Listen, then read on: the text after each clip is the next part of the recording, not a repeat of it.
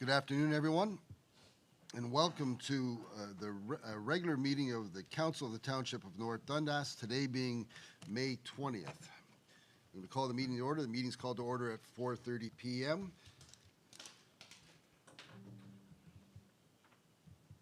Move to the adoption of the agenda.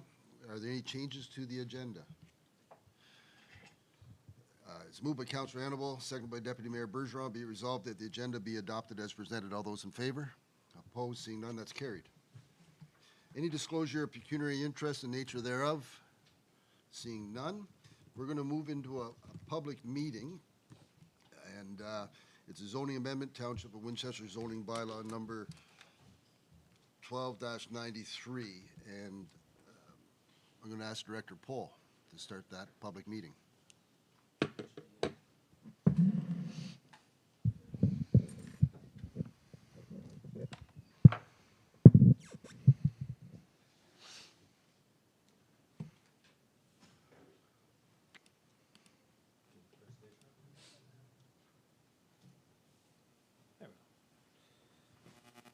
Thank you all for attending this afternoon. There's an attendance sheet going around with regard to the zoning amendment that we're considering, Council's considering this afternoon.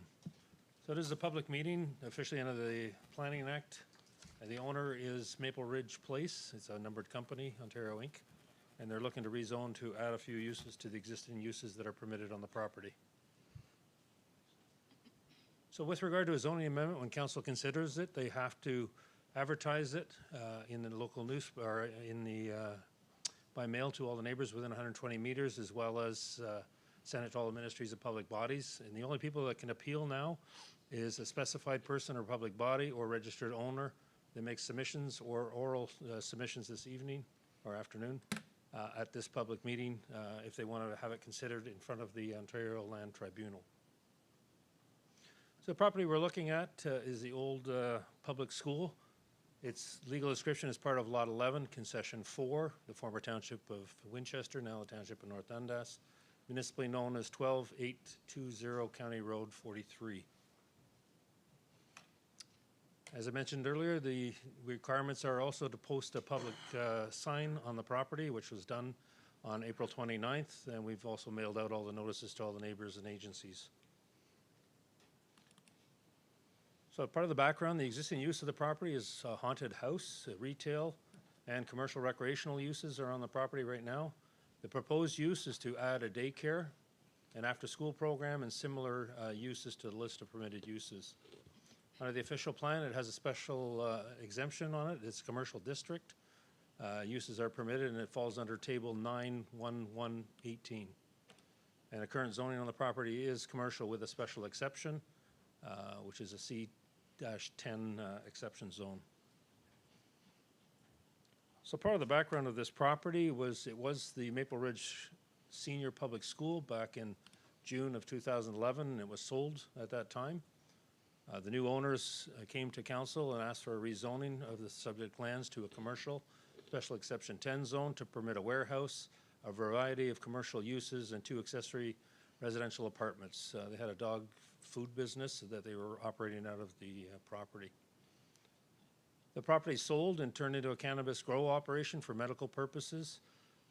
They were informed they required an official plan amendment, zoning amendment for that at the time. They were being applied for, but the owners vacated and sold the property before the amendments were considered. In 2022, the new owners created a haunted house and rented out portions of the building for commercial uses. So what they're looking to do now is to add to those commercial uses. It was a limited number of uses that were permitted at the time, that it was converted from a school to a commercial operation. So there was a limited number, and now they're asking to add to those lists, to add an assembly hall, a church, clinic, community center, daycare, funeral parlor, and actual school back to what it was originally. Part of the process for council to consider a zoning amendment, they have to look at their provincial planning statement to make sure it coincides with what the province wants for planning in Ontario. And it talks about planning authorities are encouraged to support the achievement of complete communities, a range and mix of housing options, intensification, and more mixed-use development, which is what this falls under.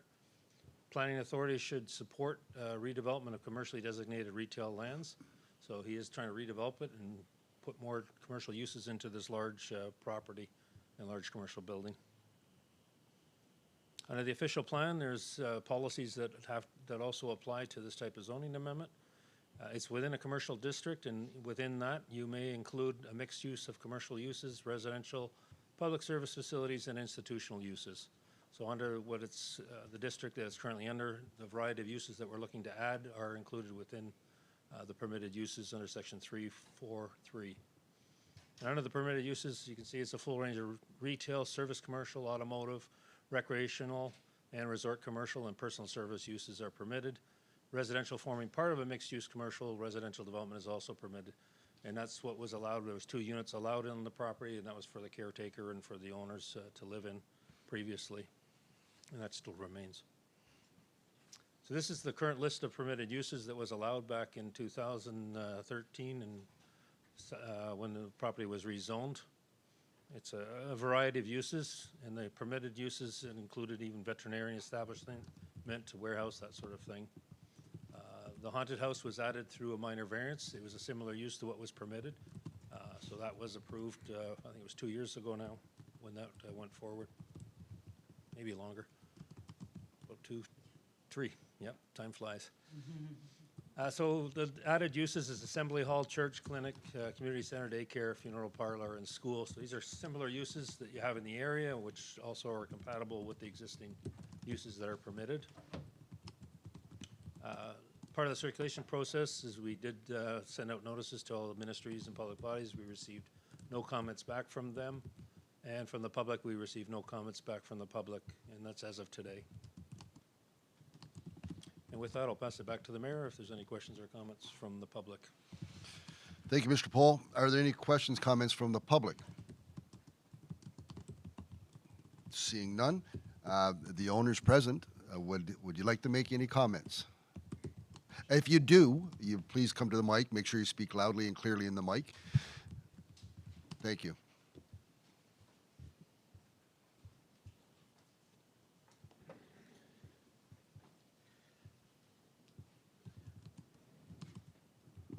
Just one clarification, there is only one apartment in the building? You're allowed to.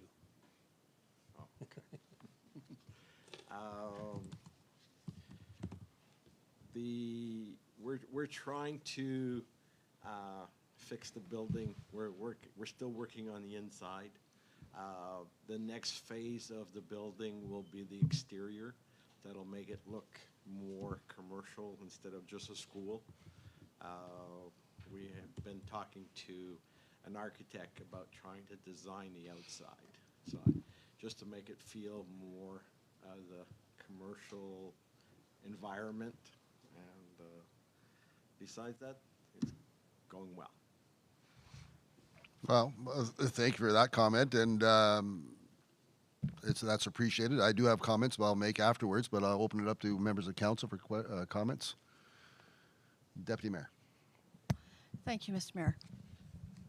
Is it working? Okay. I think it's a great idea. I think it's a great idea, especially the daycare portion, only because last week I was at the Poverty in Dundas County Forum, and Cheryl of Happy Face was there to speak, and I was shocked, really shocked, to hear that she has 800 children waiting to be placed in a daycare. And when I hear numbers like that, we have a total population of about 12,000. How much of that population is children? And 800 are waiting for a placement in a daycare. And the topic was revolving around how when children don't have daycare and you have 2 parents working, then a parent has to choose whether they stay home with the child or go to work or try to find some alternative place to put their child while they're working. And so we would really, really welcome any daycare facility that could come to North Dundas. Thank you for your comments, Deputy Mayor. We're all appreciative, I'm sure, of the efforts that you're making, and I'd like to say on the behalf of the community. But I want to go back a bit and your efforts with Maple Ridge. it was falling, it had the potential to fall into disrepair and to become a bit of an albatross around the neck of many of us. And your entrepreneurship and vision and to fill the space that's there, and your commitment to continue filling that space and making it a viable building that serves the community it's so appreciated, and I really look forward to great success with this, and I look forward to seeing the architectural design for the outside. Although school, it's not too bad, but I understand that you have a vision. I really, that's not my forte, so I leave it in your hands. If there's nothing else from members of council, Dan, this would conclude the public meeting, Mr. Paul. Thank you.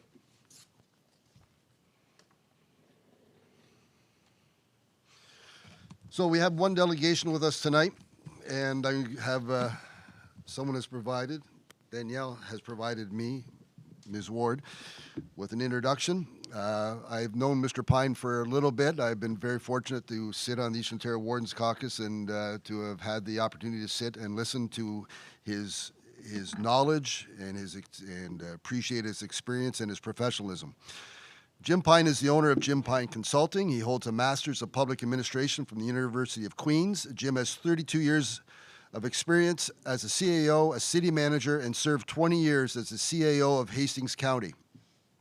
Jim's experience includes a decade with the Ministry of Municipal Affairs and Housing in a variety of roles, including Regional Director for Eastern Ontario.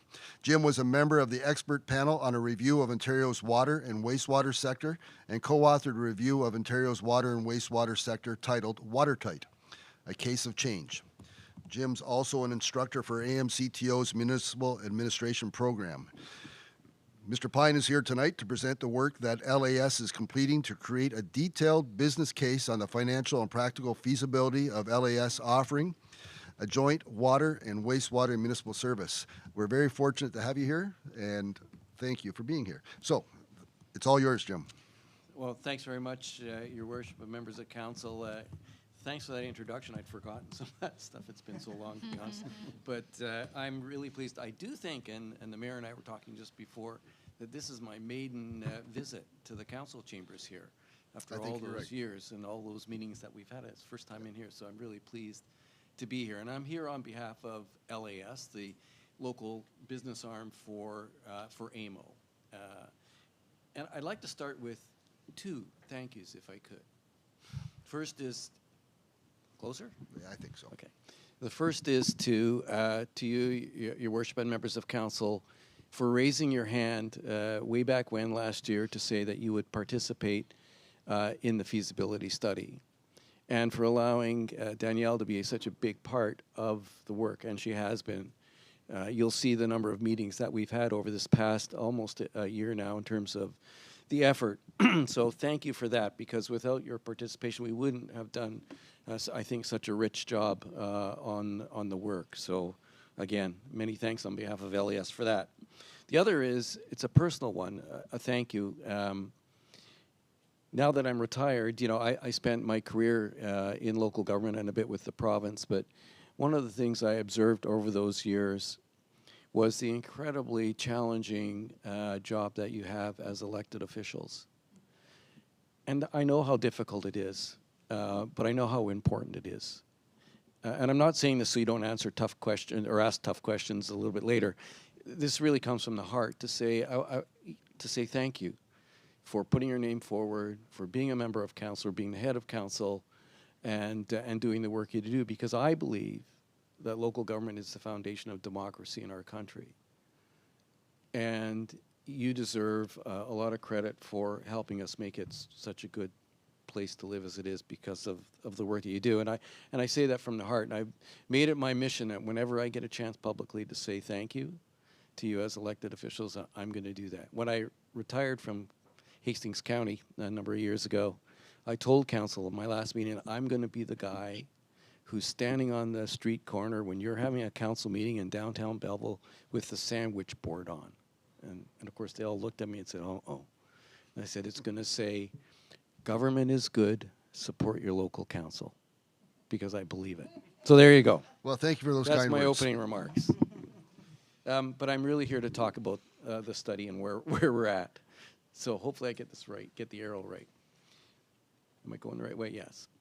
This is my first opportunity to be here. I know some of you were with us at Roma when we gave a little bit of an update, but to all of council, this is the first opportunity. And we're really at the end of the project. We're going to deliver the report, our full report, on Friday to the LAS Board of Directors. But that doesn't mean you don't have time to ask questions, to make suggestions, because we really want to touch base on some key issues with you today. And the LAS Board will take that input and decide what they're going to do with the report as part of next steps. But I'm here today to give you an update and to hear from you, and I hope we have a good conversation. So just to go back to fundamentals, the idea around the study came out of an expert panel on water and wastewater services that LAS put together a couple of years ago, and they reported last year on a whole range of issues around water and wastewater. And one of them was a suggestion to do a very detailed feasibility study for two things. One is to see if there was a business case for LAS itself, because it's the business arm of AMO, as you know. Is there a business that LAS might get into in supporting municipal service corporations on the water and wastewater side around the province? The other part was to look at, with the participating municipalities, the 8 municipalities, is there a business case that might make sense for a joint municipal services corporation for this particular service? And this is really important because I think water and wastewater are two services that cannot fail. We cannot let them. We know what happens when water fails to be delivered safely and securely. We end up with something called Walkerton. And since Walkerton, particularly, we've all been focused on providing water and wastewater services to the very best of our ability and to the highest standards. And so that's critical. But what's also coming, of course, is, and AMO estimates this over the next 10 years, just to keep our current systems across the province in high standard of service and repair, is about $200 billion needs to be spent. That's the current estimate. And then there's another $100 billion that's coming to support growth and development. So there's a huge spend coming. And shouldn't be a surprise to anybody. Every year, just like you and me, we're a year older, or the assets or the pipes and those pumps are a year older. So you can estimate the kind of spend that's going to happen, and it's a big one coming. So it's a really timely thing to think about what's the best way to provide water and wastewater services. Can it be different than what we do now? Can we do it together more collectively? And so the study was focusing on those particular ideas based on really strong financial analysis and modeling, some of it around rates, and looking at, if you were going to do something different, like set up a joint municipal services corporation, what are the governance and structures that you should have in place to satisfy municipalities that might want to participate, and give them the comfort that they need to make sure that a corporation delivers safely and securely and into the future.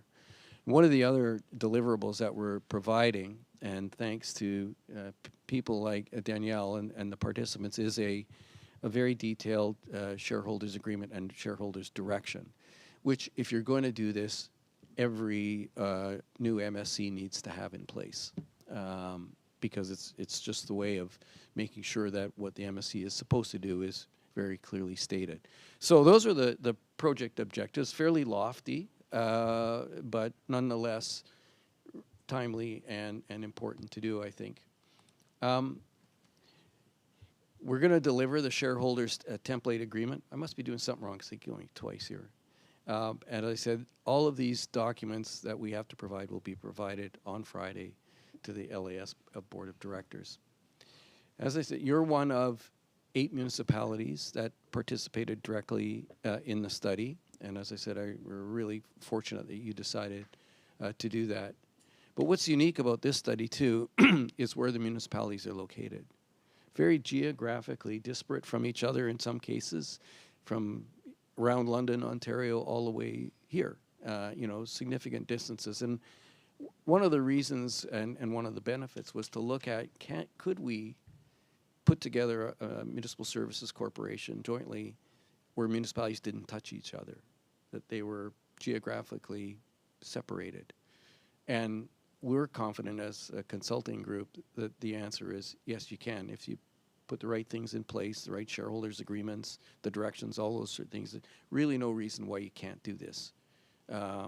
So that was just something that we wanted to assess in the work that we're doing. And so you can see the members that participated, different geographies, different populations, different customer base, different sized systems that we were looking at through the study. This is our project Gantt chart, our timeline that we had set for ourselves, or the board had set for us way back sort of beginning of this early summer last year. We were to deliver our report at the end of May, and my goodness, we are. We are actually delivering it. We're furiously doing some editing today and yesterday and getting ready to deliver it all on Friday. But we've met the timeline, and we had planned for 7 meetings with the municipal group, and I'll talk about that in a second, but I think we ended up with 11 going forward. So again, big thanks to Danielle for participating. She had to provide a whole host of information to make this study as rich as it was. So again, a thanks to you. What we did in terms of our approach is we set up 2 basic committees, a consultants group, of which I was project manager for it. We acquired very knowledgeable legal assistance through Weir and Folds around the shareholders agreement and shareholder direction, issues around finance and legal issues related to debt issuance and all those sorts of things. The financial modeling was provided through London Economics International. They are very active in the hydro space, in the utility space. But they looked at on all of the financial issues, the rates, rate modeling, those sorts of things. And then on the municipal side, we had a professional engineer, he's actually Mayor Chris Garrett's from Amherst Township up in, he's in, I'm going to get it wrong, Gray County, I think, but I think I'm probably wrong on that one. But he's on the LAS board of directors. And Bill Hughes, and I knew Bill, I've known Bill since 2004 or 5 when we did the watertight study. He was an ADM at infrastructure provincially and then became the CFO for York Region, knows his stuff big time. And I think Danielle would agree on that. So we put together a pretty good consultants committee, or I should say LAS did, and then of course working with the municipal group and the CAOs and the senior staff. So we think it turned out to be a good way to tackle a project. Just a bit of a kickoff then. What are some of the potential benefits to a municipal services corporation rather than running it locally through your standard, municipal operations? Well, we think that there's economies of scale that are possible as you get a little bit bigger.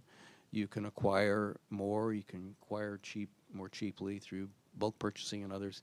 And there's also a whole range of issues around human capital, getting the right human resources, the right skill set, which is sometimes challenging in a small system to acquire the kind of skills that you need to run a good operation.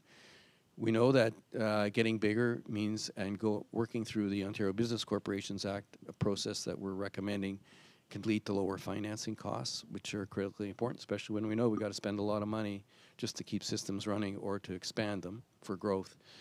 We know that we can get additional planning capabilities. That's the human resource side as well.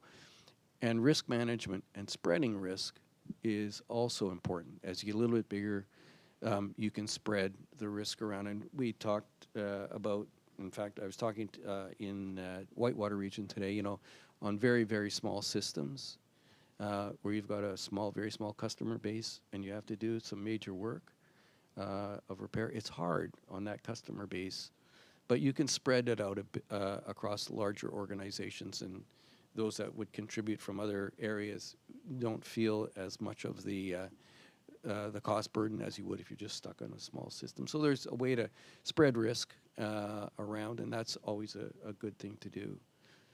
The decision around all of this will rest with you locally, of course. If whether you decide at some point whether you want to participate in a joint MSC or not still remains a local decision to be made. But we're trying to give you some idea of, if you're going to do that, what would it look like and how would you do it? So if there was a municipal services corporation established to run water and wastewater services, in our view, it really needs to run the whole thing. So it is not part of municipal operations.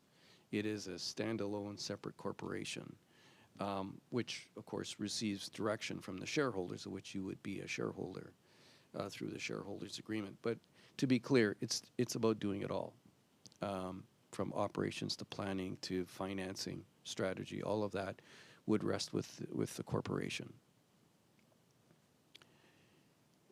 A little more on what it would do, and we just broke it into these 6 or so buckets, from responsibility around being absolutely clear that the Municipal Services Corp and its board of directors is responsible for operation and maintenance, for assuming it would assume all of the assets and liabilities for municipalities that join in. Those get transferred over.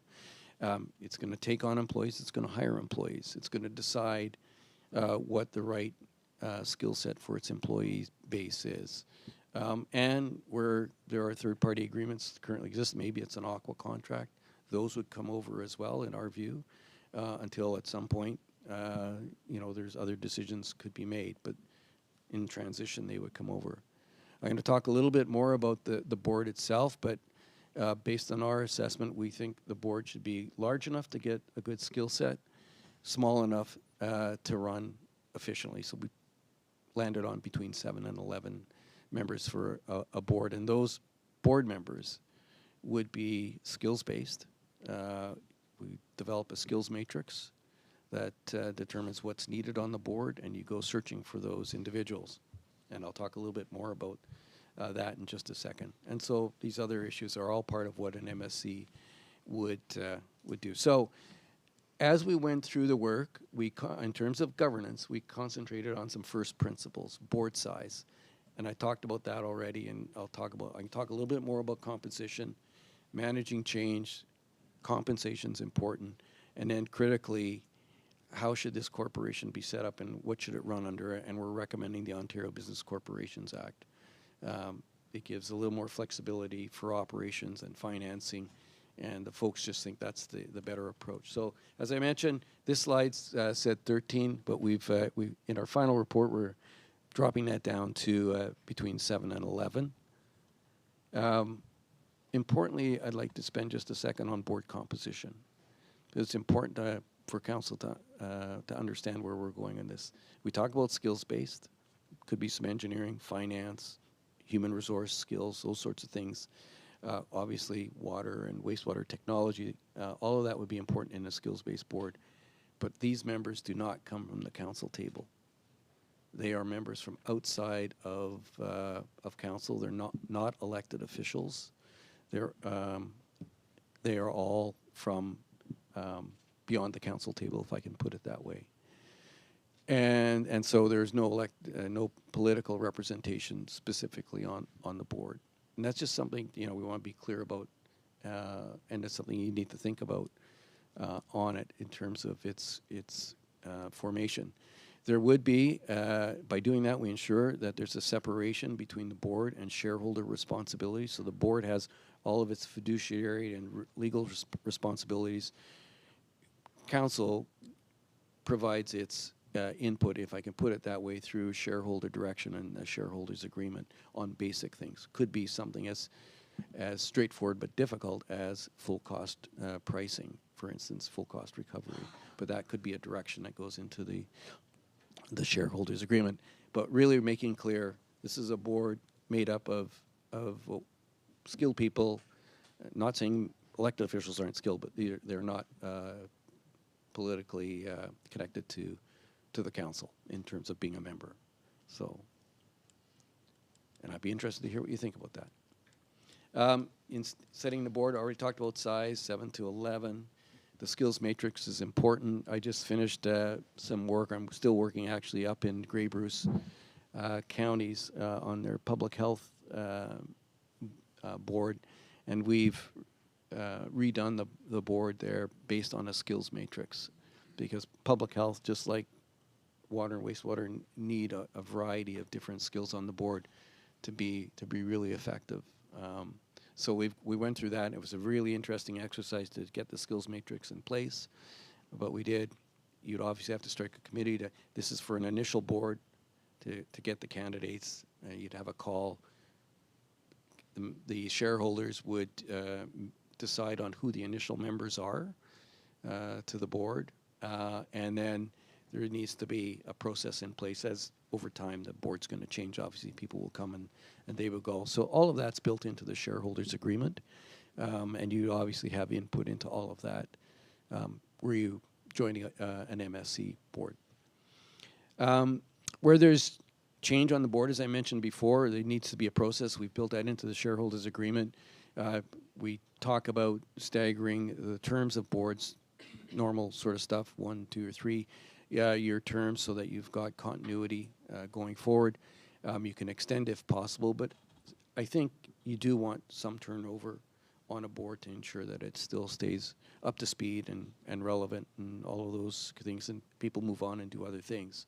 So we've planned for changes on the board. The other thing that we want to be right up front about in terms of attracting people to be on Municipal Services Corporation, we need to think about compensation for members of the board, and obviously we need to ensure that there is proper insurance to cover them as they go about doing their duties, because they have incredible responsibilities for the delivery of safe water and wastewater services. So it's just something that'll have to get dealt with as we work through if there is going to be a corporation. We just highlight it as an issue to be aware of. I mentioned operating under the OBCA, as we call it.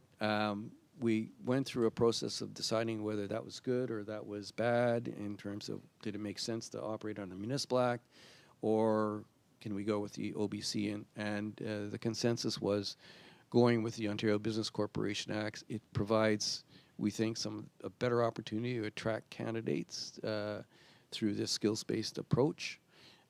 It has the ability to set its meeting processes in place. They have very strong conflict of interest rules and regulations under the OCBA, so that shouldn't be a concern in terms of conflicts. And the board itself would adopt its own policies for purchasing goods and services, for hiring its employees, and its other corporate undertakings. And sometimes, if it's a financing undertaking, things need to happen quickly. The rules under the OCBA allow for those kinds of quick meetings. So it just seemed to be, as a corporation, the quickest and most flexible approach to decision making. In terms of the shareholders themselves, if North Dundas was going to join an MSC, you would be a shareholder. The corporation, municipality would be a shareholder. You'd participate through the shareholders agreement. 2 main parts: the rights and responsibilities that you would hold as a shareholder, and then the directions that you would initially give to the board. And of course, there's an annual general meeting and all of that goes along with the corporation. So built into the shareholders agreement, we spent a lot of time, didn't we, Danielle, talking about how do you determine who gets what number of shares in the corporation. And so there's we need to know what your assets that you're bringing, what are the liabilities you bring to the corporation. All of that goes into determining a formula for shares, and we've put that into an agreement. Ultimately, those are up for discussion before you finalize, but we've given a bit of a roadmap for that, along with voting and other things. So the shareholders agreement is pretty detailed, because we've tried to make it as fulsome as possible. If it is a potential template, and the LA's board releases it as a template, then a lot of hard work has been done through this process to support municipalities going forward. Rates and rate setting, just one slide on this, and really it's about the notion of full cost recovery being fundamental. We want to put in place a system that will make a water and wastewater operations sustainable into the future. So eventually, and it can't happen overnight, but eventually rates have to cover costs. And it takes time to get there, I'm sure, depending on where your systems are at right now.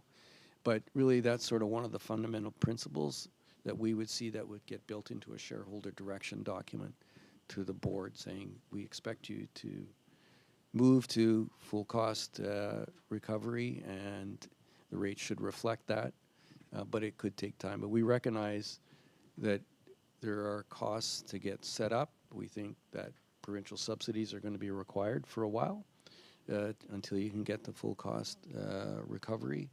And then the last point, and this is important, is that rates would be set by the board, not by councils. So the MSC, in order to be fully qualified as a government enterprise, needs to have that ability to set rates. They have to own the assets. So rate setting is done by the board. And there was a discussion today at Whitewater about how would that look like. How does council get comfort in that area? And as you set these corporations up, they have to run in a way that it meets the legislative requirements for it. So you have to have some comfort that the rates that will be set will be fair and appropriate. And, just the way it needs to be if it's going to be fully managed by the board. And one last comment.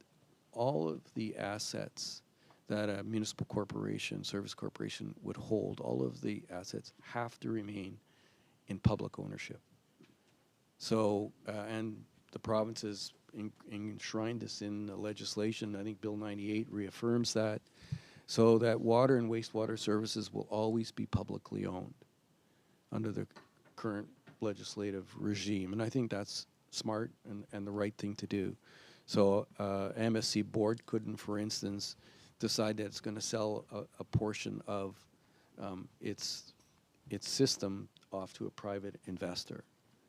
So it's got to remain in public hands, and I think that's critically important. And of course, that's enshrined in the shareholders' agreement as well. Just to give you an idea, the details, if we're going to set up a corporation, let's say that North Dundas and the 7 other communities or municipalities wanted to do this, one of the first things you have to do is, under law, is to create a business case for it. We've gone a long way in terms of what we did with the study, but nonetheless, you have to have a business case. It has to go out to the public for review. And what we did was, this is just a slide that gives you an idea of what's in the business case, from the executive summary through to all of the appendices that would go in. You have to have analysis put in there. There's got to be the business case has to be thorough. And so we've provided in all of these buckets how that might happen through our work that's gone into the project. So it's just something to know. So it's a complex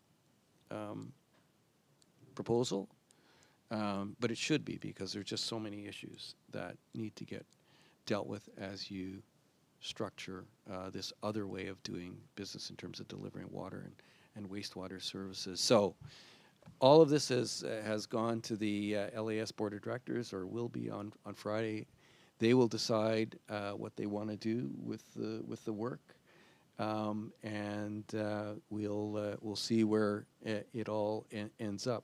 They say this is what they're getting on Friday. So, Your Worship, that's a lot. It's high level. I realize that, and I'm sure there's some questions. And if not, I'll just make my exit. Well, thank you, Mr. Pyatt. I'm sure there's some questions. It is a lot, but again, my past experience listening to you speak, you're able to deliver a lot succinctly and in a fashion that I understand a lot of it, which is all credit to you. So there are questions, and I And I do appreciate your comments about Ms. Ward. We do appreciate her efforts in this endeavor and all of her endeavors involving water, wastewater, and I'm sure you've developed an appreciation as we have. Absolutely. Yeah. So I'll open it up to questions and comments from the floor. I know Councillor Lennox would like to speak. Thank you, Jim. You answered one of my questions about distribution of shares, likely based upon assets that municipality brings to the table. So let's jump in the second question, and it's about alignment. So the board has a duty to ensure the well-being of the utility, in this case, water, wastewater, and council has a duty to the well-being and serving the community. This presents potential choke points in priorities as councils and needs shift.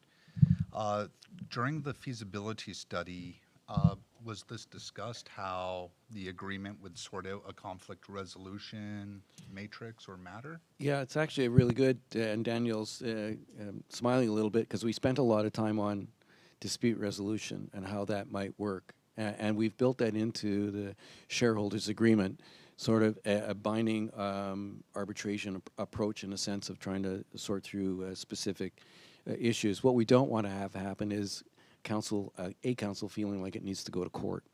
That doesn't make sense. That's not good. A good spend of taxpayer dollars. So there is built into the process a way of dealing with disputes. And the other thing that we have, of course, is there's an annual shareholders annual general meeting, right, which is where the shareholders get to make some decisions around what it might change in terms of direction to the board, or what are the issues that come up. So there's a couple of mechanisms that built in. We did talk about the sensitivity because rates are the most visible thing that a customer sees other than the service itself. And we've been trying to be mindful of the fact that it will take time to get to full cost recovery. And so we think, as I said that the province needs to be supportive going forward. But at some point, rates need to support the service. And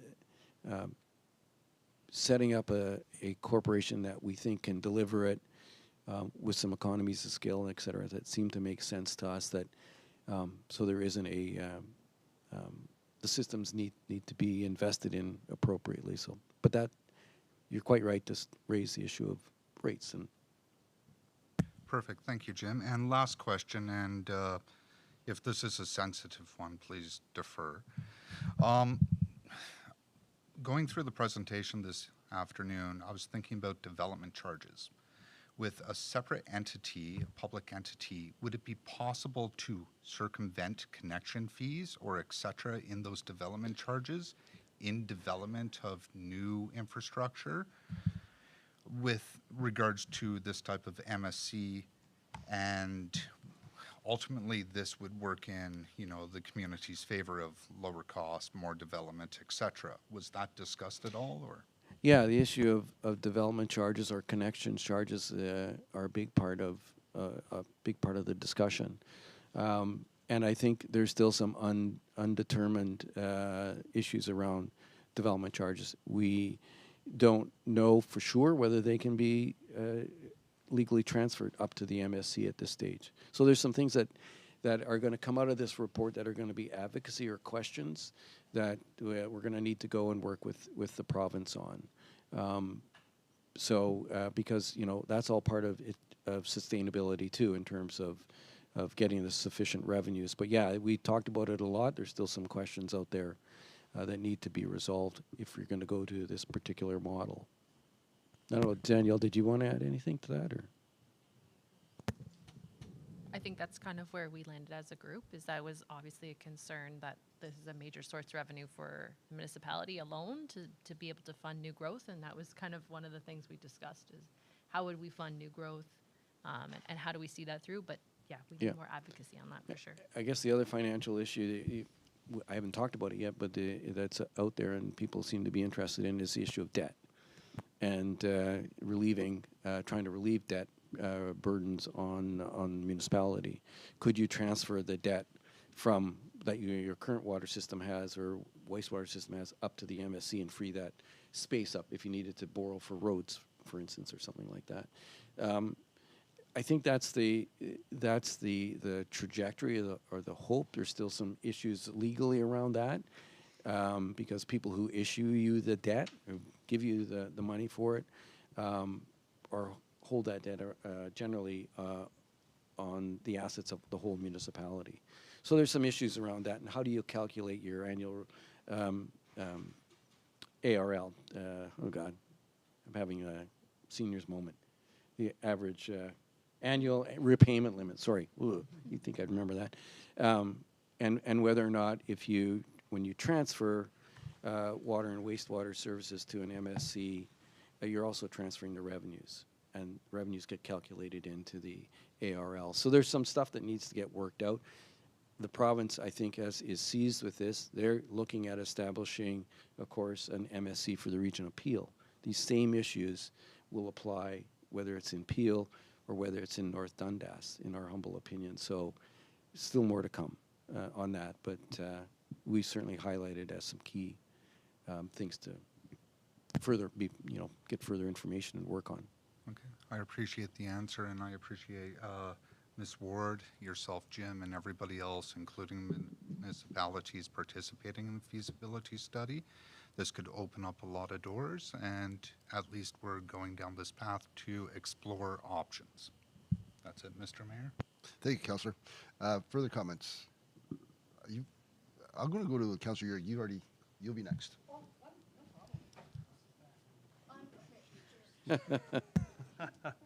No, I appreciate the presentation, Jim. I think my train of thought was more what has kind of the preliminary feedback, or if any, from the province been in terms of this process. You mentioned Peel, and I was aware of that. I mean, there's 8 involved in this study alone. There's over 400 municipalities in Ontario, and many of us are in the same kind of position. So what is, if any, kind of preliminary feedback from the province been? Well, I know they're interested in what we're doing, as we've had conversations. And so I think they're interested in what the results will be. I hope they are. There's certainly things we've got to go back and talk to them about, as some of which I've been mentioning. And you're right, there are a lot of municipalities, and there are municipalities actively, outside of the group that we're with, actively looking at MSC options. I know because I've been talking to the folks who are doing some of the work for them. So it's an active field in terms of trying to look at how can we do this differently. If we need to get a little bit bigger in order to be sustainable, how could we do that, still feel comfortable as local councillors that we're doing the right thing? And so hopefully this body of work that we're doing will help support trying to answer those important questions. But it is something that I know the province is very interested in and working on, and hopefully we can do this together, because it could make some good sense. I appreciate that. I mean, we've got a provincial government very big on development, and this is one of the biggest pieces of development. So. Can't have development without water and wastewater. Exactly. No, I appreciate it. Thank you, Jim. Thank you, Councillor. Deputy Mayor. Thank you, Mr. Mayor. Okay, I think that water and sewer should be separate, a separate entity from the municipality, because a lot of the people of North Dundas don't realize that it's 2 separate things, that water and sewer is supposed to pay for itself by the users and not by the taxation base. My question is, there's, like you said, 400 municipalities. Is this going to be, or the plan for it to be, one for Ontario, like let's say cover 100 municipalities, or for instance, will it be small groups, like for instance, Eastern Ontario would have their group together and then another one? I don't know what the overall view is in your... Right now, it's voluntary, I'd say. It's a group of municipalities coming together. I don't know if the province is going to mandate anything particular. It is in Peel, but whether that gets extended further than that. So it really is voluntary at this stage, and that's why, I said at the beginning, I'm so appreciative, because, you're on the front edge of change as being a member of the of the study group, and maybe it will spur others. I don't know exactly at the end of the day whether this will work for you in terms of the group of municipalities that we have. We think it's doable, having looked at the data from our work, but it's still going to be a decision. So the province can, as you know, can do anything they want with us, generally speaking, and sometimes they have. So it's a hard. I can't give you an exact answer except to say, congratulations for participating, because not everybody would put their hand up, but you did. Okay, thank you. Councillor Hannibal? Well, you've presented a lot of information and a lot of things to think about. Yes. There seems to be a lot of it still up in the air. Any chance of you coming back at some point with something more definitive? Yeah, absolutely. I'd be happy to come back when, I'm working for, in this case, consulting for LAS. I don't know what the board is going to do at the end of the day with the information. But if there's an opportunity to come back and say, here are the next steps, I'd be happy to do that. Thank you. Because I think you deserve that. Excuse me. Test one, test two. Thank you, Councillor. I have two jumping on board to this project, to the MSC. And I looked to Danielle. I don't recall exactly how, but I think there was some enthusiasm, shared enthusiasm with the making sure, and hopefully I was pointed when I said we got to do it. We got to be there because we understand our challenges with gaining traction with funding, funding opportunities, and as I look to our Director of Transportation, I look forward to these opportunities that are outside of the norm that we do, and look for opportunities, look for future opportunities, and any chance that we have to advance the Corporation of North Dundas. And this MSC is certainly seemed to have been at the time a brass ring, if you would, that we need to reach out and try to grab. And so I'm glad that Danielle was able to get us on board, and as I've said, I'm sure she's a great benefit to this whole project. But to the province, I know whenever I've had the opportunity to speak alongside with our CAO at different meetings that we've been involved with, small conversations with ministerial staff and ministers, and I do mention that we're involved in this project, and it changes their attitude. They see that we are seeking opportunities, and we're not just sitting back and relying on someone to come knocking on their door with a purse full of money. They know that there's challenges out there, and they appreciate the fact that we are endeavoring to try something different and to be a partner of this. I know you had a conversation earlier with Councillor Lennox about how it's we're not contiguous, but then I look in the audience here, the small audience we have, and there's ag people here, and their fields aren't contiguous, but yet they're able to operate. So it's just a bigger project. The fertilizer needed, the equipment needed, that cost is distributed amongst fields, and sometimes they're in separate municipalities. So it's smaller scale, but it's something that does take place. About the transferring of debt, because I had a chance to speak to I think it was the Minister for Municipal Affairs and Housing about our ARL, and how I was getting uncomfortable with the level that it was approaching, and for bigger projects, how we can separate. And I did allude to the fact that maybe the MSC will allow the separation of debt, and I get that's a political conversation. It's not a technical conversation conducted by you and the people working on this project. It's more talking heads. They're just saying, would this work? So I hope that the province sees that this is an opportunity to allow growth in municipalities. the burden is still there. The rate, the rates need to be, or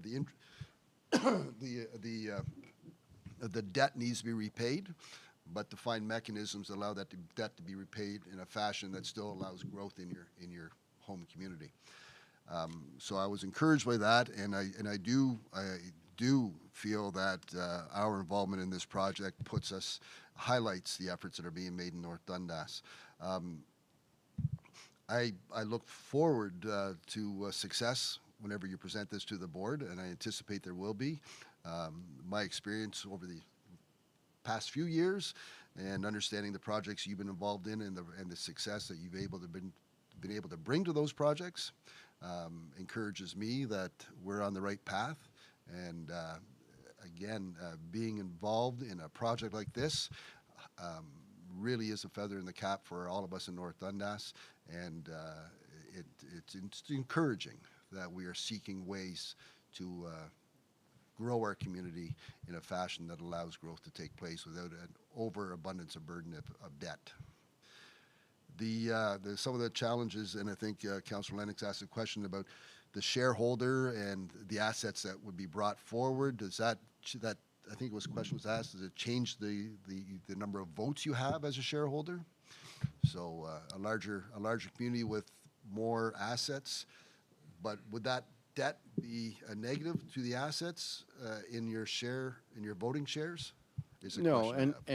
and we're very mindful that, if there are some much bigger municipalities that participate in an MSC, that no one municipality, despite the size, gets to control the whole thing, right? You've got to have a balance. And so again, built into the shareholders agreement is that distribution of shares so that it's a fair and manageable way of making decisions, but without giving someone, let's call it a veto, on any particular thing. That just isn't going to work, right? So there's mechanisms built in that says this is what you need to do in order to get, and they're called supermajority decisions on really big items, and there's regular decisions. But we've tried to think it through so that even the smallest member of an MSC can feel comfort that their voice will be heard and will have weight inside the corporation or around the board table. Because otherwise, it's not going to work. People have to understand and believe that they can be heard, as I keep saying, and supported through the decision-making process. So we've tried to build that in to the agreement to recognize the different sized municipalities that might participate, because we are talking about very different sized ones. Pembroke's bigger than North Dundas. What's the value of their assets that they bring in? They might have, maybe they have an extra vote, but then there's the supermajority system around the big decisions. So we've tried to build in that checks and balances so that even, as I say, even the smallest member can find comfort. Well, thank you. And your board meeting is this Friday? Friday. And when do Wish you me luck. anticipate any feedback from that? I hope so. I After all anticipate this there will work, I be hope we feedback, but is there a month for? I don't know. The board, I think, meets on a monthly basis. We'll present. There is the amount of documentation that they're going to receive is very substantial. So they're going to need time to walk through and work through. We're going to give them a more detailed presentation than you saw today, but they have a lot of reading and questions I'm sure that they will have. So, but I'm hopeful that we'll hear back soon. Well, thank you. And if there's no other questions, I'll just wrap it up and let you head back to where you need to go. But I just wanted to say that I'm sure I'm expressing the feeling of council that we're looking forward to success, and we're looking forward to having the opportunity to be part of the MSC. It's something that we understand. We've all had an opportunity to speak to Danielle about this over the last little while, and it is something that we're waiting for with great anticipation of success. So thank you very much, Mr. Pine. It's always My a pleasure to pleasure. hear from you and to understand more and more of Great. the Well, municipal world. Thank you very much, and I appreciate it. I hope this is not my last visit that this leads to more visits because we'll be moving Now, forward. your first at that visit can't be stage. your last visit. That's There's no right. way. Absolutely. But thank you again, and council and staff again. You should be commended for participating. It wasn't easy, but thank goodness that you did.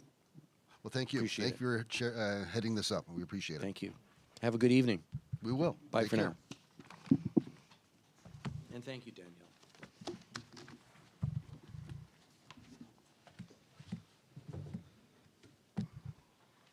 Okay. So we're going to move on to staff reports, and we have the interim corporate services / clerk, Ms. McCaslin, bylaw number 2026-43, advanced votes and reduced hours of voting in a retirement home. And that's moved by Councillor Uhrig, seconded by Councillor Lennox. Ms. McCaslin. Thank you, Mayor. In continuing our conversations regarding the upcoming municipal election, it's a requirement of the Municipal Elections Act 45 and 46 that we attend voting places to be provided at the retirement homes and institutions on nominations day. So on that front, we have talked to the Dundas Manor and to the Garden Villa retirement residents, and we've made arrangements for election staff to be present at those facilities to assist with voting on Tuesday, October the 20th and Wednesday, October the 21st. Keeping in mind that we'll work with those facilities to make sure that those dates are agreeable, but it's very important for us to go to the homes and as a part of our accessibility focus on this municipal election as well. Thank you. And my apologies, I didn't turn the page. Moved by Councillor Uhrig, seconded by Councillor Lennox. Be it resolved that bylaw number 2026-43, being a bylaw to establish advanced voting and reduce hours of voting in a retirement home for the 2026 municipal and school board elections, be passed and enacted this 20th day of May 2026. All those in favor? Opposed? Seeing none, that's carried. Going to move into development services. Building services annual expense report 2025. CBO, Mr. Stronach.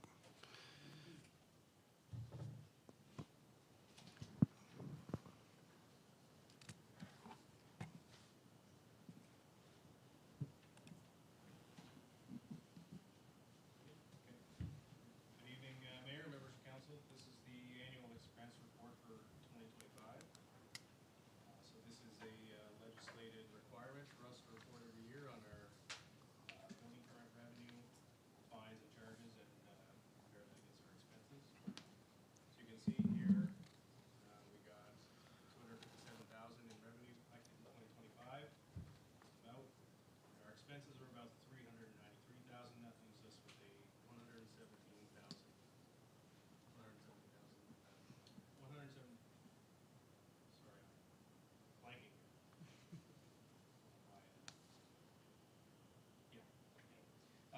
Cost recovery here for this year, our target is 80%, and this actual cost recovery for this year was 65%, so we're below our target cost recovery.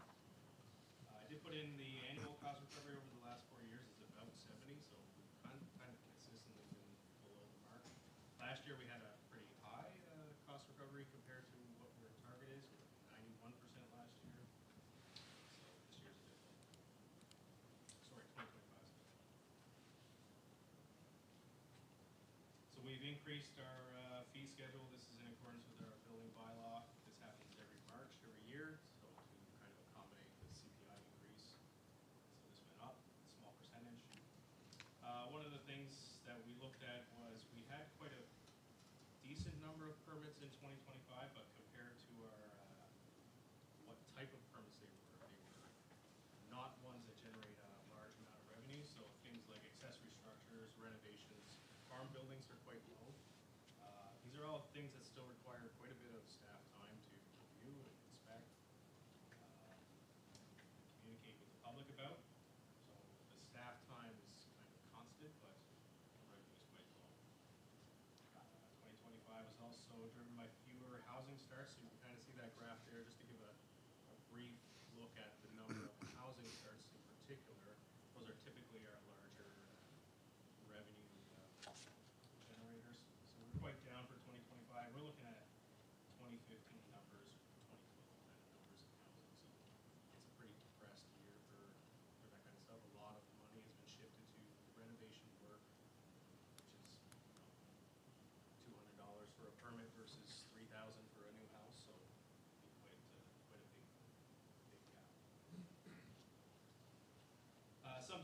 came out of this is we really do need to look at establishing a reserve fund. So the Building Code Act requires councils to try to get as close to cost recovery as possible. Of course, never, it's kind of a moving target, but one way we should be looking at is kind of getting a reserve built up so that we're not facing taxation this year.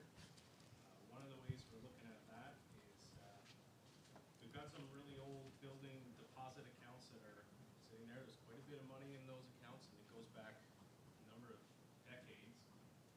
These are deposits that were submitted to the building department as part of a permit, kind of as an encouragement to get a permit closed.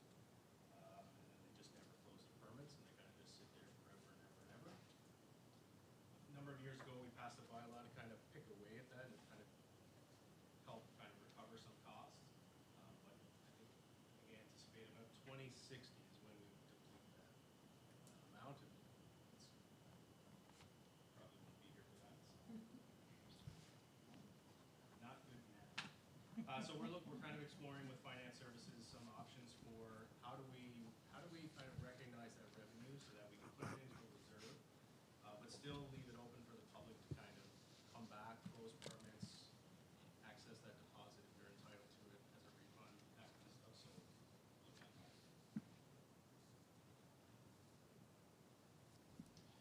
The last thing I'll note here is there was a little bit of a kind of long-standing issue in our current fee schedule. So one thing that we had been doing and was kind of missed was the way that permits were being calculated. So historically, we were using building area as opposed to gross floor area, which is a bit of a difference. So the building area is just the footprint, but gross floor area is every floor. So a three-story building was costing the same as a single-story building. So we've corrected that for 2026 to ensure that the fees are appropriately calculated for what's.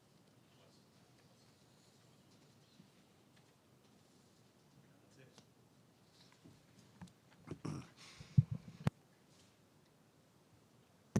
Thank you for that, Mr. Stronach. Questions, comments on that from anyone? I anticipate that the reduction in number of new homes being built is not just specific to North Dundas. I think that's right across the board. I know I had an opportunity to talk to a real estate agent from Cornwall about the number of houses. I mentioned that before. It's sort of anecdotal, but there's been quite a drop-off in the last couple of years with the, as we all recognize, the challenges out there in the economy. So how would you affect the cost recovery rate? Would a $200 permit become a? I don't anticipate it to become much more than what it truly is, and the amount of time it takes. Because in my mind, cost recovery is cost recovery for what is taking place, and the effort to recover the cost of that. And sometimes I'm sure there's shortfalls, and I guess that's where it falls on taxation. Am I on track? Yeah, that's pretty much the way it works. I mean, it's hard to charge much for a small deck permit, especially when it's. Well, a lot of it actually comes to us doing a little bit better on getting more information out to the public, actually, to help those processes become smoother and go quicker. So decks are one that are frequently frustrating the building staff because there are constantly issues with it, whether it's structural issues or incorrect foundation design or anchorage. Many of these little things that eat up a lot of resources. If you were to actually look at the amount of time the building staff work on a deck permit, sometimes we spend more time on those than we do actually a house permit, which is a bit of a crazy thing. So some of it, for sure, we need to do better on that education piece to get more generic details out so it's easier for us to review. I know we had talked about in the past kind of having these pre-approved structures and things like that, and that is something we're still working on. There's some challenges there because we tried to reach out to some engineers to get us, not had any success with any engineers giving us kind of sign-offs for insurance purposes and all sorts of things. So that's an option, but yeah, like you said, it's a little bit difficult. Some of those smaller permit fees are always going to stay small just because it's quite a burden on the public.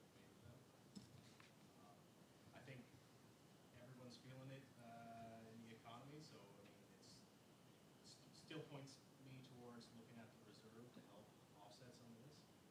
Kind of, we're gonna have low meters, we're seeing it in infrastructure as well, it's having an effect on people, so. This year, I'm happy to point out, this year is we're really good for permits this year, and lots of good development is happening, so I expect this year to be a little bit better. Okay, thank you. Again, anything else? Okay, thank you very much. And we're going to move to the draft plan and subdivision 01-ND-S-2026 draft conditions. And it'll be Director Pohl, moved by Deputy Mayor Bergeron, second by Councillor Lennox. Whereas Winchester Meadows Developments, Inc. has submitted an application for a plan of subdivision SDG file 01-ND-S-2026 for 12 residential lots on part of blocks 3 and 4, registered plan 34, former village of Winchester, now in the Township of North Dundas under Section 5116 of the Planning Act, and whereas a public information session was held in the council chambers on April 14, 2026 in accordance with the county official plan. Now, therefore, be it resolved that the Council of the Township of North Dundas hereby requests that the United Counties of SD&G incorporate the following 22 conditions attached hereto as Appendix A into Plan of Subdivision number 01-ND-S-2026. Director Pohl. Thank you, Mayor Fraser and members of council. So this is the proposed draft conditions. They're fairly standard. Some are tailored to the specific development that we have in front of us. And based on the open house public information session that we held last month, some of the outcomes from that meeting are incorporated into the draft conditions also. So these put together, one of the typical conditions, as you see, is they enter into a subdivision agreement with the municipality. The street name is accepted by the council, things like that. They're fairly standard cookie cutter conditions, and we did tailor some of the other ones, particularly to what you find on this particular site. So these conditions will go to the counties for their consideration for inclusion in the draft approval of the actual subdivision going forward. Thank you. Questions, comments? All those in favor? Opposed? Seeing none, that's carried. Bylaw number 2026-39, zoning bylaw amendment to add permitted uses to the C10 zone. Director Pohl. Moved by Councillor Annable, second by Councillor Uhrig. Be it resolved that bylaw number 2026-39 being a bylaw to amend zoning bylaw number 12-93 to add permitted uses to the commercial special exemption 10 C10 zone, being the property municipally known as 12820 County Road 43, Churchville, Ontario, be passed and enacted this 20th day of May 2026. Director Pohl. So this is a follow-up to the public meeting we had moments ago. There's no objections, so something council can consider for approving. Thank you, and I think we all had an opportunity. All those in favor? Opposed? Seeing none, that's carried. Thank you. Moving on to Regional Incentives Program grants, moved by Deputy Mayor Bergeron, seconded by Councillor Lennox. Be it resolved that council approves the disbursement of up to $72,844.74 under the SDG County's Regional Incentives Program to be distributed as follows. Get this right. $2,300.50 to Comhar Homes, $30,681 to Guy Fuels and Propane, Inc., $10,441.54 to Sarah Portai, Inc., $7,116.55 to Winchester Curling Club, and $22,305.15 to Winchester Pharmacies Limited, and that the funding is subject to the terms of the financial agreement, and that the council authorize the mayor and the director of development services to execute the required agreements. Director Pohl. Thank you, Mayor Fraser and members of the council. So this is a good news story. We were very successful in obtaining grants through the counties. This agreement basically would allow us to disperse those funds from the counties to the various businesses and the curling club in this municipality, and authorize us to distribute the money according to the grants that were given out by the counties. Thank you. Questions, comments? Well, congratulations to everyone that was successful in North Dundas with their application. And I really want to extend my thanks to Mr. Mann, our Economic Development Officer, for his efforts once again. I quietly like to brag that he does the best job in SD&G in securing these grants for our local businesses and recreational spots, the curling club being one. And all credit to him for his efforts and to those that make the application, because to those that are listening in here, spread the word. This is a good opportunity for people to take advantage of a program that supports the improvement of your business or a recreational facility. And it's a good thing to participate in. So, saying all that, all those in favor? Opposed? Seeing none, that's carried. Bylaw number 2026-40, tariff of fees.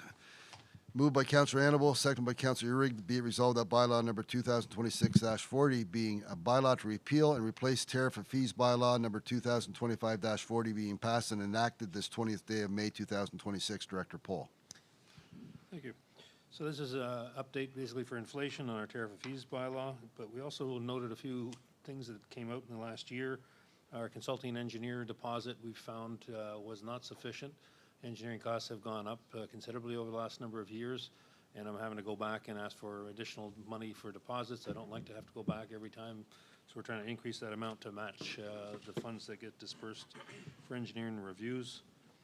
Also, cost recovery, we're trying to introduce the condominium exceptions.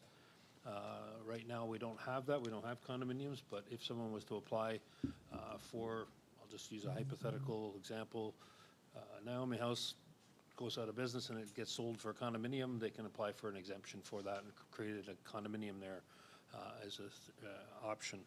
But without that fee, I can't do that, and I don't have a fee structure. So we're introducing that into the bylaw. Same with the drainage reapportionments for subdivisions, to make sure that there's a fee associated with that to cover the costs. Also, renewable energy fees projects, we now have a fee structured according to the size and type, so we clarified that. We're getting more different types of energy retention and battery storage and things like that to make sure it reflects the amount of work that's involved from this municipality in reviewing those and providing letters of support for those operations that come forward. So that's about a summary of the changes to the bylaw. Thank you. Questions, comments? Deputy Mayor. Thank you, Mr. Mayor. I just had a question. What exactly does it mean, drainage reapportionment for $10,000? Could you explain that to me, please? So when we build a new subdivision, that piece of land might have paid $10,000 for a drain clean out right beside it. So we can use the example of the subdivision we just looked at. There's a municipal drain running through there. That lot, when that drain is cleaned out, might have been assessed $5,000, let's say. Now you have to take that and divide it out by the 13 lots that are going to be there going forward. So you have to calculate who benefits from it. Part of it's our road now, part of it's a park, part of it's a stormwater management pond. Lot sizes are sometimes different depending if there's a single on there, a semi, townhouse. So that drain cost has to be reapportioned out to all of those individuals, or new lots basically. So whenever we do cleanouts, that helps to divide that out. Anything further? Seeing none, all those in favor? Opposed? Seeing none, that's carried. We're going to move on to transportation. Bylaw number 2026.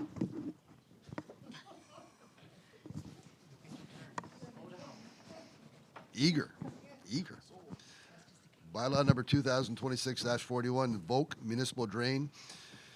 Request, section 78, request for drain, major improvement appointment of engineer, moved by Councillor Lennox, seconded by Councillor Annable. Be it resolved that council accept the request for drain, major improvement, RSO 1990 CD 17 sub 7811 on the Volk Municipal Drain, and that bylaw number 2026-41 being a bylaw to appoint Monica Shade of Shade Group, Inc. as a drainage engineer for drain major improvement on the Volk Municipal Drain be passed and enacted this 20th day of May 2026. If the microphone still works, Director Cheney.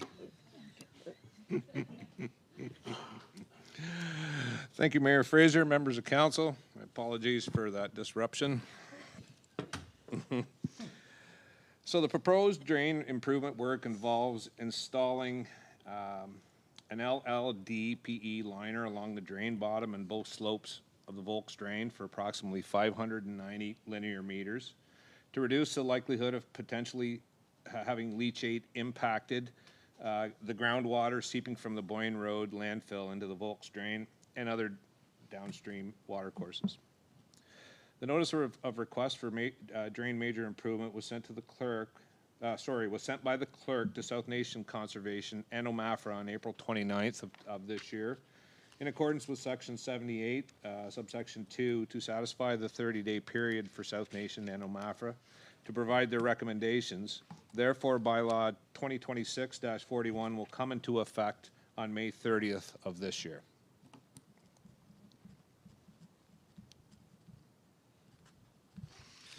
Thank you. Questions, comments? Seeing none, all those in favor? Opposed? Seeing none, that's carried. Excuse me. Move on to recreation and culture. I guess we have a report about Ontario Bring Your Own Alcohol event permit and the options. Director Cousineau. Good evening, Mr. Mayor and members of council. So the Bring Your Own Alcohol event permit created a lot of confusion when it was announced by the province of Ontario. I will admit I was initially concerned when reading some of the headlines through the news, but whenever going through the regulation, found it is simply an extension of the existing tailgating permit. This permit does not mean that anyone can walk through public parks with open alcohol. The municipality is still in complete control. Individuals can only apply for this permit through being declared as a cultural or municipally significant event. So that being said, is similar to the process for an SOP, a special occasions permit. It's applied through the Alcohol and Gaming Commission of Ontario and is $150 per permit. So bringing your own alcohol events creates an additional administrative requirement, risk, and liability for municipalities. Staff have met with recreation departments across SDNG to ensure regional coordination. Feedback suggests that anticipation for this permit will be relatively low due to the fact that events that offer alcohol utilize the sale to offset expenses. So for an example, like our Meet Me on Main Street event series. If we didn't sell alcohol, those events would operate as a loss.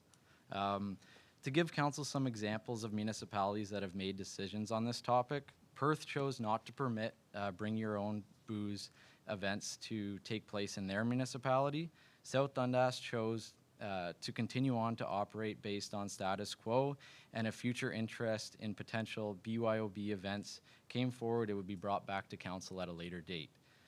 So staff recommend a similar approach as South Dundas to maintain current public event policy and not add BYOB events designation at this time. If any future requests come forward, BYOB events can be brought forward to council at that time. Thank you for that, and I'm sure that, and I know whenever I heard about that, I'm sure others felt that this was more or less a free-for-all, so thank you for your explanation on that. Questions, comments from members of council? Thoughts? Councillor Lennox. So, thank you for your research on this. Just from looking at it, same with the MSC, my understanding is that the provincial government is doing this to reduce red tape and to make Ontarians' lives easier, et cetera, et cetera. The report's good, but I did expect more out of this, Mr. Cousineau. I expected fact-based because it's all across the board of those who are gung-ho for it and those who are waiting for more information. And it's from municipalities smaller than us to much larger. When you look at the AGCO rules, liability and responsibility falls on the one who takes the permit. Yes, we would say you can have a significant event at council, but they would have to take that to the AGCO for their actual permit, and they take on the liability insurance and et cetera. Now, within North Dundas, I don't think any of our committees would ever do this because, as you said, alcohol really does offset. But how about future ones? I'm looking at the newly established increment committee. What if they wanted to do something? And that's where I appreciate you including the little tidbit about South Dundas because we should really keep the door open on this because it's not really our job to create more bureaucracy when the province is trying to remove it.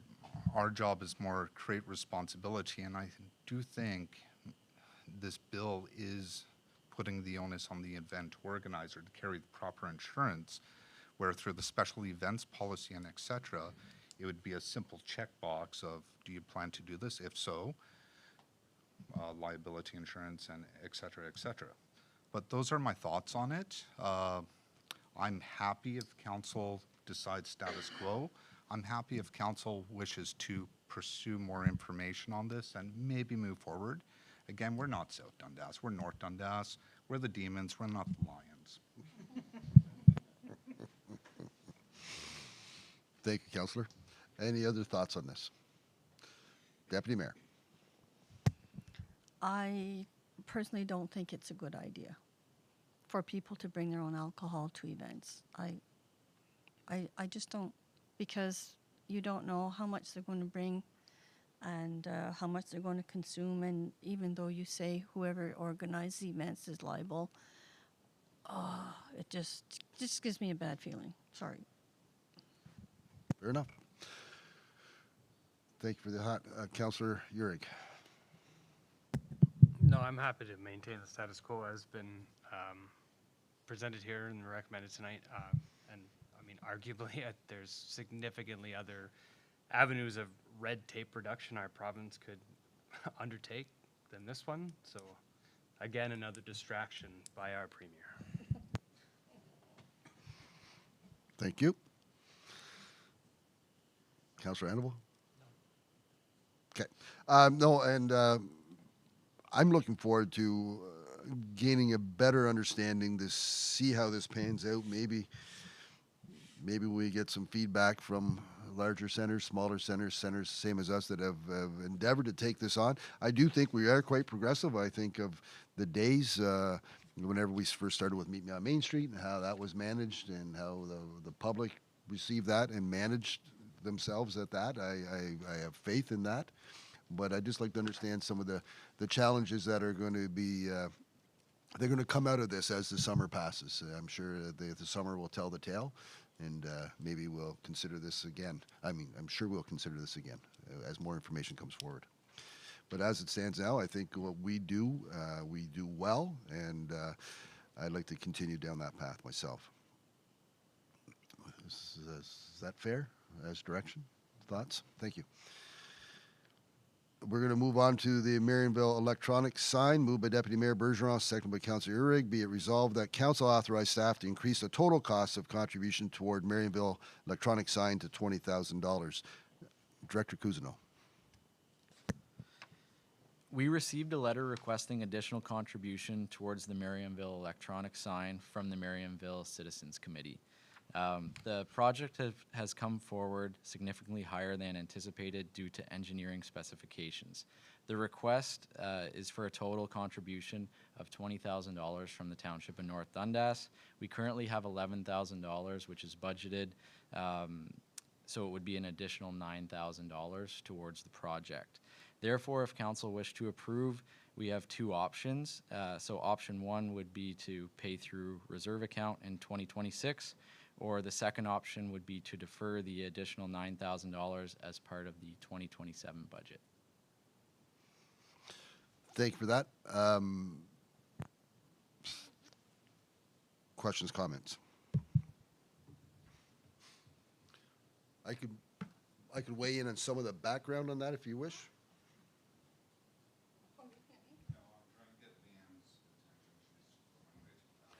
Oh.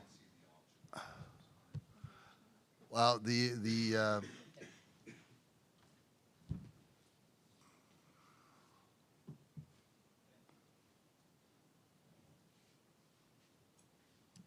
some of the background I could weigh in on because I did sit in with that Marionville Community Group. This is a project, and if Leanne, you could move to the tenders. Thank you. This is a project that was not anticipated to cost us much until the engineering took over and wanted to make sure that the sign stayed up. and the design of the sign was meeting the agreed upon request by the MCC. This sign is Marionville, as most of us know, is a shared community, shared between the Township of North Dundas, the municipality, the city of Ottawa, and the Township of Russell. And the conversation was about sharing the sign. The community is shared by the three, and the three were going to share in the sign. The lion's share of the sign is the Township of Russell. The City of Ottawa is working towards supporting it, and we would be supporting it with the least amount of money if we were to agree to one of those options, supporting it. It would be a sign on the Township of Russell property, but it would be a sign at a building used by residents of, as I said, City of Ottawa, Township of Russell, and North Dundas. So that's some of the background. I might have some more information if I dredge it through my brain, but it was the escalating cost from what was anticipated to what it currently is at the lowest bid. So.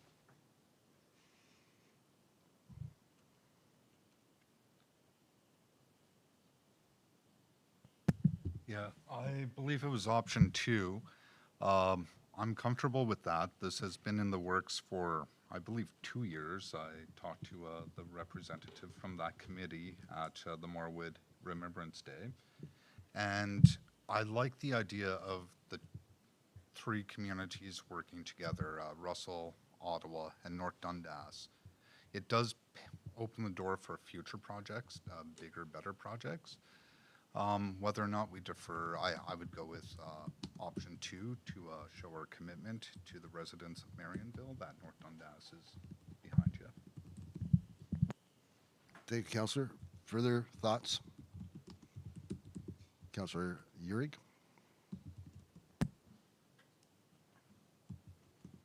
If we were to go with option 1, then it's not going to stop the project this year. They're going to go forward regardless. They're not waiting for our extra dollars, or are they?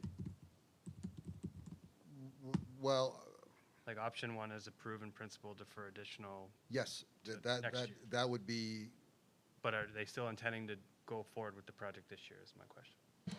if option 1 is chosen, Yeah. they would go ahead with option 1. They would go ahead with if option 2 is chosen. Option 3 causes a whole different Of course, conversation. yes.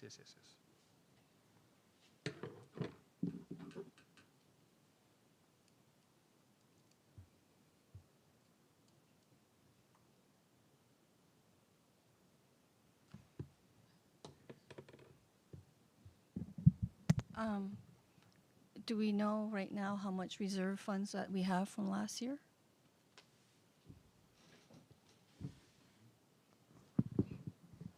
Through you, Mayor, to Deputy Mayor, we don't have the exact amount available for that.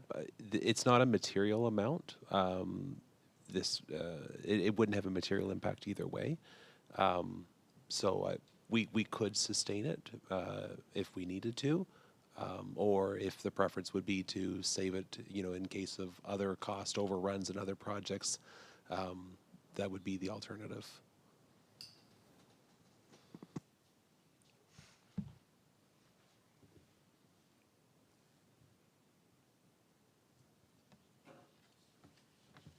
I'm sorry, I didn't see your hand. Councillor Hannibal.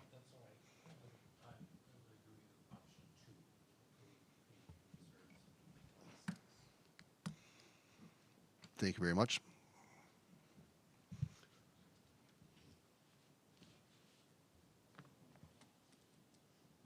Okay.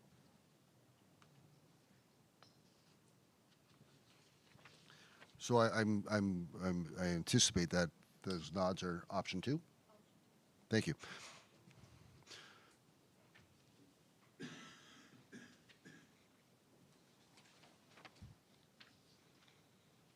So, Madam Clerk, option 2 is the one that's been chosen. Is there an amendment to this action request?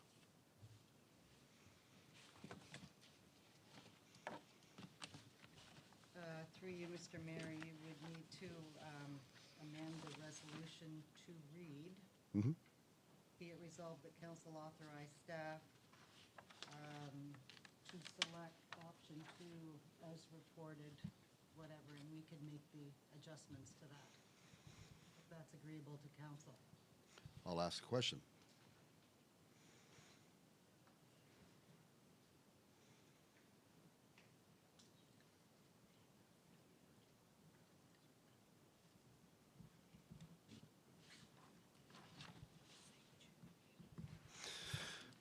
Moved by Deputy Mayor Bergeron, second by Councilor Urick. Be it resolved that council authorize staff to choose to. No, I got it wrong.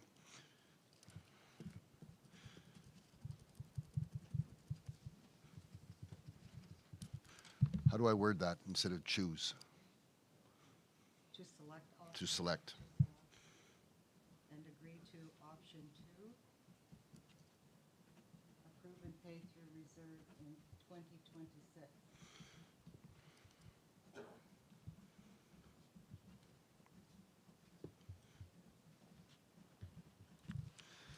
If you have it in front of you, I'll read the mover and the second, if you could follow through on the body. Sure. Moved by Deputy Mayor Bergeron, second by Councilor Urick. Be it resolved that council authorize staff to go forward with option 2, agree and pay through reserve in 2026 as it relates to the Marionville electric sign. All those in favor? Opposed? See none, that's carried. Thank you very much. And thank you for helping me through that, Madam Clerk. We're going to move on to Environmental Services, bylaw number 2026-36, moved by Councilor Urick, seconded by Councilor Lennox. Be it resolved that bylaw number 2026-36, being a bylaw to enter into a water sewer service agreement with Lactalis Canada, be passed and enacted this 20th day of May 2026. Director Ward.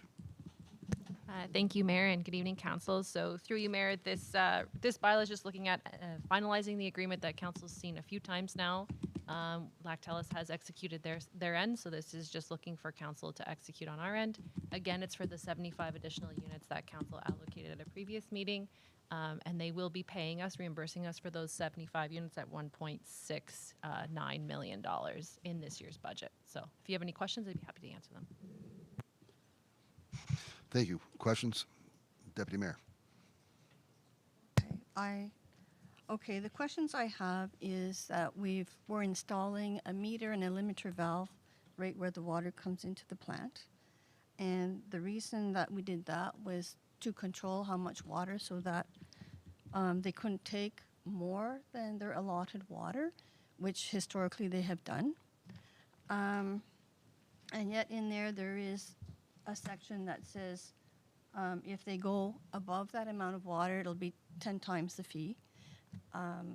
And so the question that I'd like to ask council members is, should we make a decision of whether we will allow them to go over the amount of water, or if we will, in fact, limit the amount of water? The other scenario would be that we allow them to go over the amount of water, and then maybe at some point when we see the well levels go down, say, okay, now you're back to your allotment. But maybe by that time it's a little bit too late, because once the water starts to reduce in the wells and we don't get rain throughout the summer, we'll be back onto rationing. And so this is one of my concerns. And then the part where exceed flows for more than 90 days to apply capital charges, I don't want this to be a backwards route to get more allotment and saying after 90 days we'll charge you the capital charges, so that means that you're going to get that extra allotment. So I just want that to be made clear over this contract.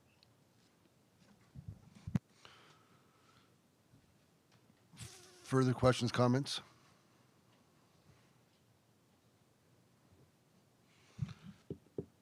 I appreciate the Deputy Mayor's thoughts on that, but I think this has gone back and forth. I'll ask the question. All those in favor? Opposed? Just, sure, and that's carried. Thank you. That's carried. We have our consent agenda in front of us. Moved by Deputy Mayor Bergeron, second by Councillor Annabelle. Be it resolved that all items listed under the consent agenda be approved/filed as recommended. All those in favor? Opposed? Seeing none, that's carried. We're going to jump right into boards and committees. You got your notes? Boards and committees, I'm going to start off before I forget.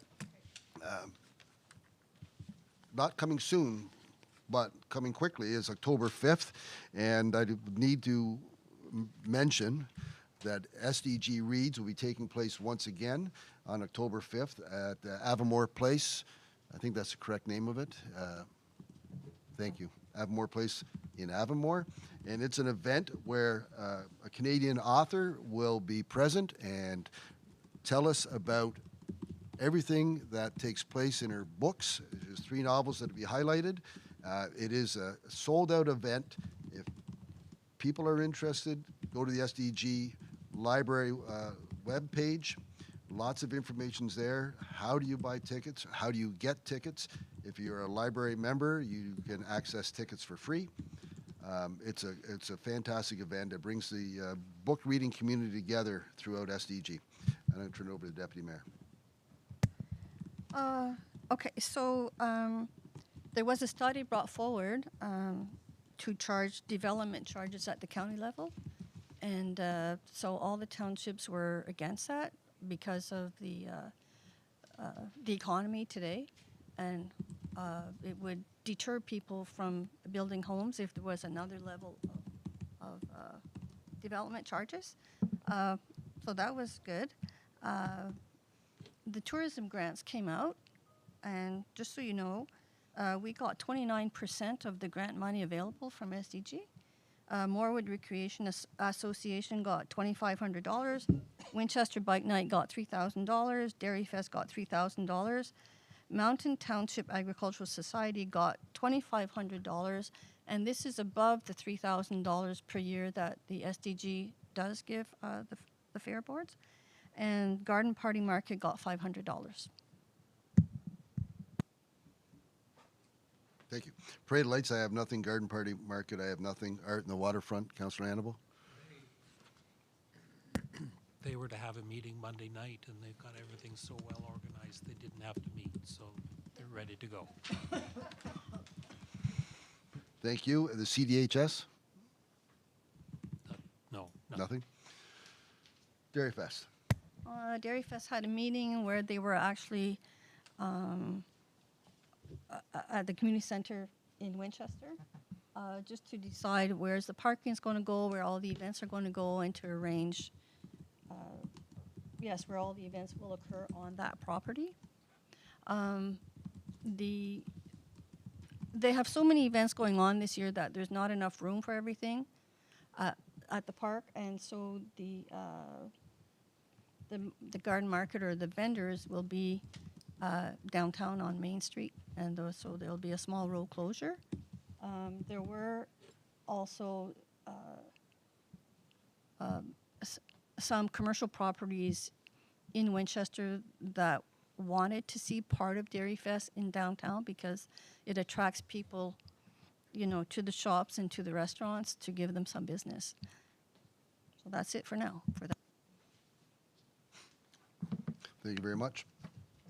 Downtown Winchester either? Not too much, other than that Vince Sandbelt is working with Dairy Fest for a bike night. Thank you. Morewood Rec? You want to cover this one, Mr. Annabelle? No, too slow. Mr. Councillor Annabelle joined me at the Morewood RA meeting last week. Unfortunately, I don't think the minutes made it into this package. However, we expressed our thanks on behalf of council and township for all their hard work. Truth and Reconciliation Day is moving forward full speed. They're gearing up for Meet Me on Main Street in Morewood, which I believe is the first Meet Me on Main Street. They're going to reach out to Mr. Cousineau regarding the old arena sign. They have somebody to install it, pay for it, and do everything. It's just going over whether or not they can do it, should they reach out to the counties for setbacks, etc. So expect an email along those lines. Other than that, they're steaming ahead at full speed. Thank you. I'm going to look to our Madam CAO, and the Deputy Mayor talked about some of the funding announcements that, or funding received by the MTAS. Please remind all of us the success that the Mountain Township Ag Society had with their funding announcement through the tourism grant.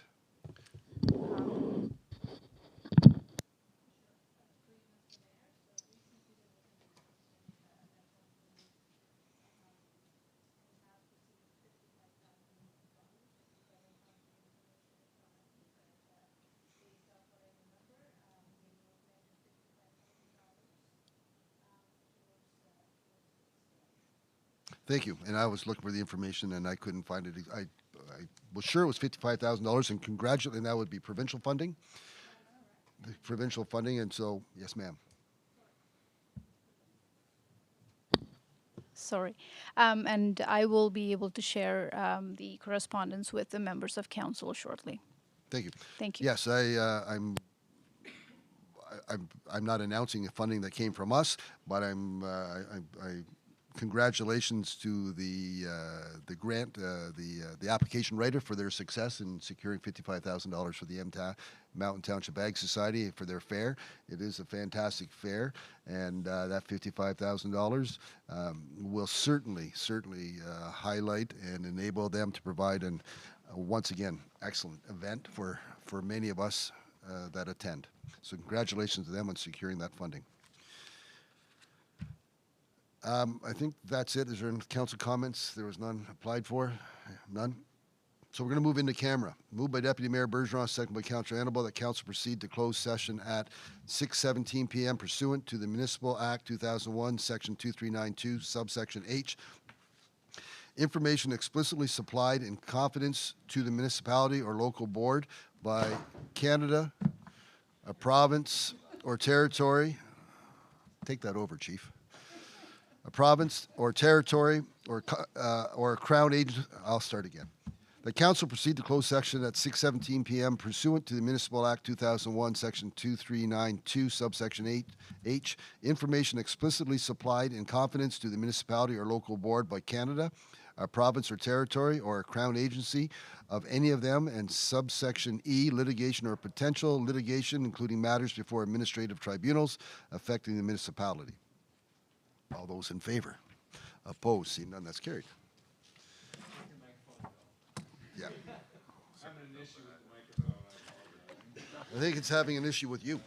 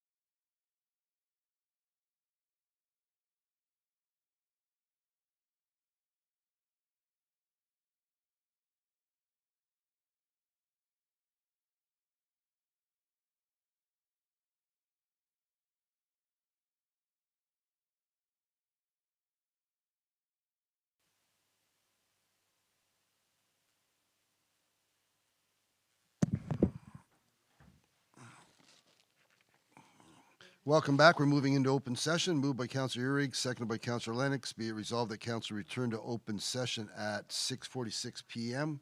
All those in favor? Opposed? Seeing none, that's carried. Moved by Councillor Annabelle, seconded by Councillor, moved by Councillor Annabelle, seconded by Deputy Mayor Bergeron. Be it resolved that staff proceed as directed in closed session. All those in favor?